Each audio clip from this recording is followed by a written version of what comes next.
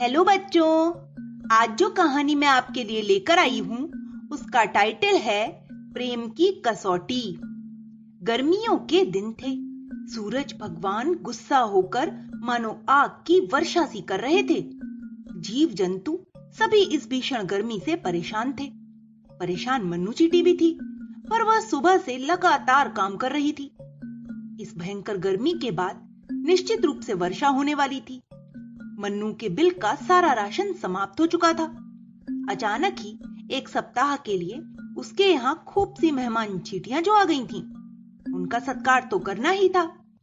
मेहमानों के आते ही सारी चींटियां राशन इकट्ठा करने के लिए जुट पड़ी थीं। यही कारण था गर्मी में उनके सारा दिन काम करने का। एक दिन मन्नू कार्य करते करते अचानक बेहोश हो गई। न जाने वह कितनी देर तक ऐसे ही पड़ी रही। हो सकता है उसे मरी समझकर कोई खा ही जाता। पर सहसा ही एक मधुमक्खी की निगाह उस पर पड़ गई। उसने देखा कि सांस चल रही है। मधुमक्खी पल भर में समझ गई कि गर्मी के कारण चींटी बेहोश हो गई है। वह सुबह से ही उसे लगातार काम करते हुए देख रही थी। मधुमक्खी थी बड़ी दयालु। वह झट से गई और अपनी सूंड में पानी भर लाई। चींटी के मुंह में वह बार बार पानी डालने लगी। थोड़ी देर में मन्नू को होश भी आ गया। आंखें खुली तो उसने देखा कि उसके सिरहाने एक मधुमक्खी बैठी है। वही पानी पिला रही है। कृतज्ञता से मन्नू की आंखों में आंसू भर आए। मधुमक्खी का हाथ अपने हाथ में पकड़कर वह बोली, बहन, तुमने मुझ अपरिचित की सहायता की है, प्राणों की रक्षा की है। मैं हृदय से तुम्हारी कृतज्ञ हूँ। दत्त पगली, हंसते हुए मधुमक्खी कहने लगी, दुखियों की सेवा सहायता तो सभी को करनी चाहिए। उसमें परिचय अपरिचय का भेद कैसा?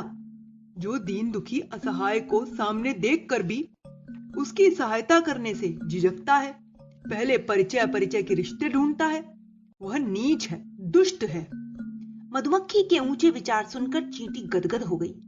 वह कहने लगी, बहन, सदा ही तुम्हारे यह सद्विचार बने रहे। तुम ऐसे ही सदैव पीड़ितों की सहायता करती रहो। अभी तुम थकी हुई हो, ज्यादा मत बोलो। ऐसा कहकर मधुमक्खी ने चींटी को चुप करा दिया। फिर वह थोड़ा सा शहद उसे देते हुए बोली, लो, झपट इसे खा लो, जल्दी ही ठीक हो जाओगी। मन्नू चींटी प्रसन्नता और कृतज्ञता से भर उठी। उसने धीरे धीरे शहद खाया। वह बड़ा ही मीठा और स्वादिष्ट था। उसे खाकर मन्नू जल्दी ही स्वस्थ हो उठी। फिर मन में कुछ सोचते हुए वह मधुमक्खी से बोली, बहन, क्या आज से तुम मेरी मित्र बनोगी? मधुमक्खी स्वयं ही मन्नू से उसके श्रम से बड़ी प्रभावित थी और उसे मित्र बनाना चाहती थी। वह अच्छी तरह जानती थी कि हम जैसे व्यक्तियों के साथ रहते हैं, धीरे धीरे वैसे ही बनते चले जाते हैं। इसलिए सदा अच्छे व्यक्तियों को ही मित्र बनाना चाहिए। वह हंसते हुए बोली, बनेंगे क्या, बन ही गए। चलो इसी उपलक्ष्य में तुम्हारी दावत हो जाए। और हाँ, अपना नाम तो बताना ही भूल गई, मुझे रानी कहते हैं। मन्नू के बहुतेरे नाना करने पर भी रानी नाम की वह मधुमक्खी उसे अपने छत्ते पर ले गई। वहां अनेक मधुमक्खियों ने उसका स्वागत किया। चलते समय उन्होंने मन्नू को ढेर सा शहद दिया। अब मन्नू और रानी नित्य प्रति मिलती थीं। उनकी मित्रता धीरे धीरे घनिष्ठ होती चली जा रही थी। वे निसंकोच एक दूसरे से अपने सुख दुख की बातें करती, एक दूसरे से सलाह लेती। सच्चा मित्र सही सलाह देकर मित्र का उपहार ही करता है। रानी प्रायः ही मन्नू को रोज शहद लाकर देती, ताजा और स्वादिष्ट शहद। मन्नू को रोज रोज शहद लेते शर्म आने लगी। पर रानी, तुम्हें मेरी कसम, बहन, यह तो तुम्हें लेना ही होगा, ऐसा कहकर उसे शहद खिला ही देती। एक दिन मन्नू ने कहा, तुम तो रोज रोज ही मुझे शहद खिलाती हो, पर मैं तुम्हें कुछ भी नहीं दे पाती। क्या यह अच्छा लगता है? रानी गंभीर होते हुए बोली, देखो बहन, मित्रता व्यापार नहीं होती। तुम मुझे सच्चे हृदय से प्यार करती हो, वही मेरे जीवन की सबसे बड़ी उपलब्धि है। घबराती क्यों हो? कभी तो समय आएगा ही जब तुम्हें मेरे लिए कुछ करने का अवसर मिलेगा। इन छोटी छोटी चीजों के लेन देन में भला क्या रखा है? और जल्द ही वह अवसर भी आ गया। एक दिन संध्या के झुटपुटे में थकी हुई मन्नू पेड़ के नीचे विश्राम कर रही थी। उसी पेड़ पर रानी का छत्ता था। कुछ ही देर बाद मन्नू ने देखा कि वहां दो आदमी आकर खड़े हुए हैं। उनके हाथ में डंडे थे। वे बार बार रानी के छत्ते की ओर इशारा करके कुछ कह रहे थे। मन्नू पल भर में ही सारी बातें समझ गई। वह वहां से तुरंत तेजी से दौड़ी और अपनी पूरी सेना बुला लाई। तब तक वे दोनों आदमी पेड़ पर चढ़ चुके थे और छत्ता तोड़ने ही वाले थे। सैकड़ों चींटियां उन आदमियों के शरीर पर चढ़ चढ़कर जोरों से काटने लगीं। वे उछल कूद करके तंग आ गए, पर चींटियां थीं कि उनके शरीर पर यहां वहां लगातार चढ़ी ही चली जा रही थीं। अरे बाप रे, चींटियों ने हमें घेर लिया है। यहाँ हम कहाँ आकर फंस गए हैं? कहकर वे दोनों आदमी अपना अपना शरीर झाड़ते हुए वहां से कूद पड़े। आदमियों की चीख पुकार से तब तक रानी और उसकी मधुमक्खियां भी जाग गई थीं। वे सभी की सभी उन आदमियों पर टूट पड़ी। मन्नू ने उन्हें सारी बात बता दी थी। मधुमक्खियों ने उन मनुष्यों को खूब काटा और दूर तक पीछा किया, जिससे वे वहां दोबारा आने की बात सोच भी ना सकें। संकट की स्थिति दूर हो जाने पर रानी ने मन्नू को गले लगा लिया। फिर चैन से बैठकर उसने मन्नू से सारी बातें पता की।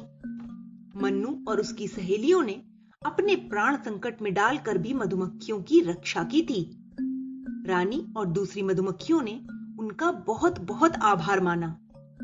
फिर रानी ने सभी चींटियों को शहद की जोरदार दावत खिलाई। रानी हंसकर मन्नू से पूछने लगी, कहो, अब तो तुम्हें हमारे लिए जी भरकर कुछ करने का अवसर मिल गया ना? तुम तो रोज रोज इसी चिंता में दुबली हुई जा रही थी।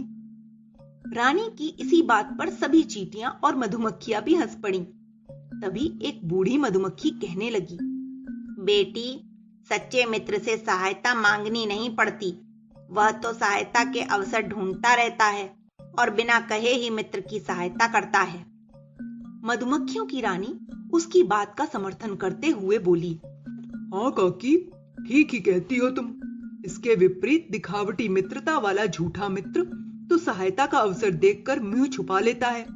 मित्र की विपत्ति की बात जानकर भी वह ऐसे दिखता है जैसे उसे कुछ पता ही नहीं है। ओह, संकट की घड़ी में ही तो हम अपने मित्र, परिचित और संबंधियों की परख कर पाते हैं। एक मधुमक्खी गंभीरता पूर्वक बोली। रानी मधुमक्खी फिर कहने लगी, त्याग और बलिदान ही प्रेम की कसौटी है। हमारे स्नेही जन हमें कितना चाहते हैं, इसका पता इस बात से लगाया जा सकता है कि वे हमारे लिए कितना कष्ट सहने को, कितना त्याग करने को तैयार रहते हैं। मन्नू बहन, हम सब धन्य हैं जो तुम्हारा और तुम्हारे माध्यम से तुम्हारी सभी बहनों का सच्चा स्नेह पा सके। रानी अपनी बात पूरी भी नहीं कर पाई थी कि सारी मधुमक्खियों ने सिर हिला हिलाकर जोरों से पंख फड़फड़ा फड़फड़ा कर उसकी बात का समर्थन किया। विनय से सिर झुकाकर मन्नू बोली, ओह, यह तो हमारा कर्तव्य था। क्या हम आपके लिए इतना भी नहीं करते?